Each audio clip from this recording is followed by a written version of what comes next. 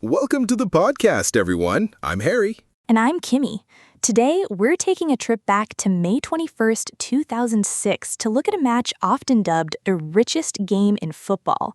We are talking about the 2006 Football League Championship playoff final between Leeds United and Watford. The stakes in this game were absolutely monumental. The winner wouldn't just secure the third and final promotion spot to the FA Premiership, joining Reading and Sheffield United, but they would also land an estimated financial windfall of up to £40 million. That is an unbelievable amount of money. Watford's chief executive at the time, Mark Ashton, didn't underestimate it at all. He claimed it surpassed the riches of the Champions League, calling it the richest football game on the planet. But getting to that lucrative finish line at the Millennium Stadium in Cardiff was a grueling process for both sides. Absolutely. Let's look at their respective routes to the final. Watford actually finished the regular season in third place, while Leeds finished in fifth. Neither could catch Reading, who won the league by a massive margin, or Sheffield United in second. The playoff semifinals were packed with intense drama. Leeds faced Preston North End. After a tense 1-1 draw at Elland Road, Leeds pulled off a 2-0 victory at Deepdale, but it was a bruising, chaotic encounter. Leeds finished that second leg with just 9 men. Right. Both Stephen Craney and Richard Cresswell were sent off in the second half of that match, meaning they were suspended for the massive final. 6 of their teammates also picked up yellow cards. It was a proper battle. Meanwhile, Watford took on Crystal Palace. They secured a commanding 3-0 aggregate victory, but the second leg at Vicarage Road was absolute chaos. A mass brawl broke out on the pitch, and Watford's manager, Adi Boothroyd, was actually sent to the stands after an altercation with Palace's Fitz Hall. That brings us to one of the most fascinating storylines of this final, the managerial matchup.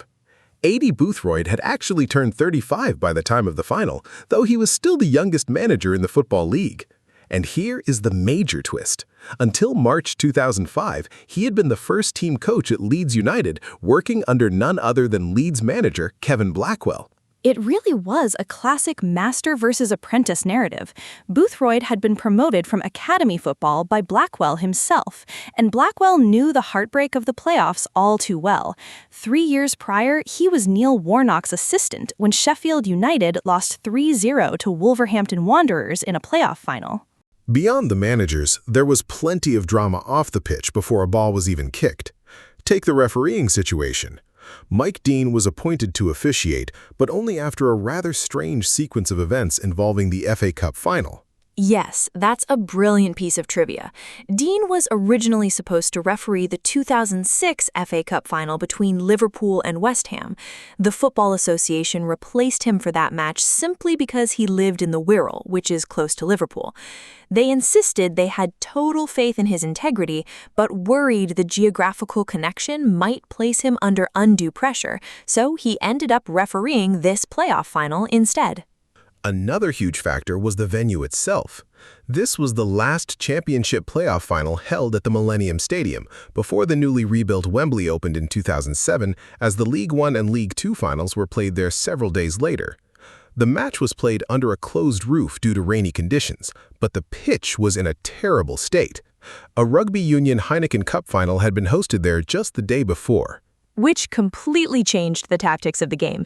Pundits like Louise Taylor at The Guardian noted that Watford abandoned their normally attractive footballing principles. Because of the torn-up surface, the ball repeatedly bypassed the midfield, leading to a highly physical, long-ball game driven by set pieces. Before we get into the match action, we must mention a very somber note. Both teams wore black armbands in memory of Keon Prince. He was a Queen's Park Rangers youth player who had tragically been stabbed to death outside his school just 4 days before this match. A very moving and necessary tribute. When the match did kick off in front of nearly 65,000 fans, Watford applied the pressure early, and in the 25th minute, they struck. Jay Demerit lost his marker, Rob Hulse, and scored with a diving header from an Ashley Young corner. Demerit's story is incredible. He was an American defender who completely failed to get drafted into Major League Soccer. He came over to England, worked his way up from the very bottom, and here he was scoring the opening goal in the biggest game of the season. It was only his 3rd goal of his debut season in English football. Leeds struggled to find a response. They had a penalty claim just before halftime when Ben Foster appeared to foul Hulse, but Mike Dean waved it away. Then, around the 57-minute mark, disaster struck for Leeds. Oh, it was a brutal moment for Neil Sullivan, the veteran Leeds goalkeeper. Watford's James Chambers received a long throw-in, turned and took a shot. It deflected off Eddie Lewis, hit the Leeds post, and rebounded right into Sullivan to go in as an own goal. Just terrible luck, making it 2-0 to Watford. Leeds tried to push back into it. Sean Derry had a header cleared off the goal line, and Eddie Lewis forced a save from Foster. But in the 84th minute, Watford put the final nail in the coffin. Matthew Spring made a forward run and pass to Marlon King, who was brought down in the box by Derry. Years later, Derry commented on that foul, calling it a desperate footballer making a desperate lunge on a desperate day. He actually described that loss as the lowest point of his career. Darius Henderson stepped up and converted the resulting penalty, sealing a 3-0 victory. Watford were returning to the top tier for the first time since 2000, and Jay Demerit was named man of the match. The post-match reactions were a mix of joy and despair. Adi Boothroyd was surprisingly circumspect, warning that Watford would start as relegation favorites the next season, but he confidently predicted they wouldn't go down. He felt their work ethic would keep them up.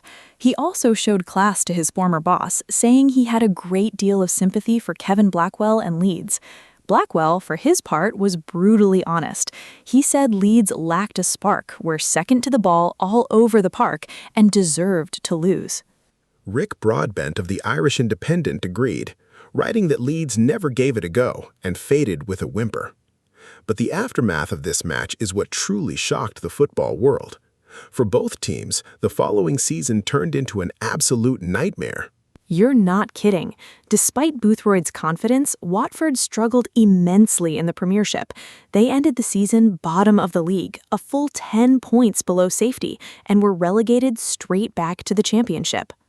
But if Watford's fate was disappointing, Leeds' trajectory was downright disastrous.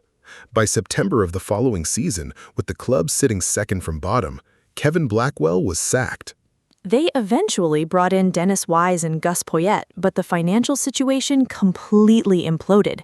The club reportedly went into administration in May and was hit with a 10-point deduction, though some sources note the mentioned company voluntary arrangement was actually a later exit mechanism.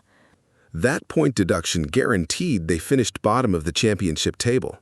For the first time in their storied history, Leeds United were relegated to the third tier of English football.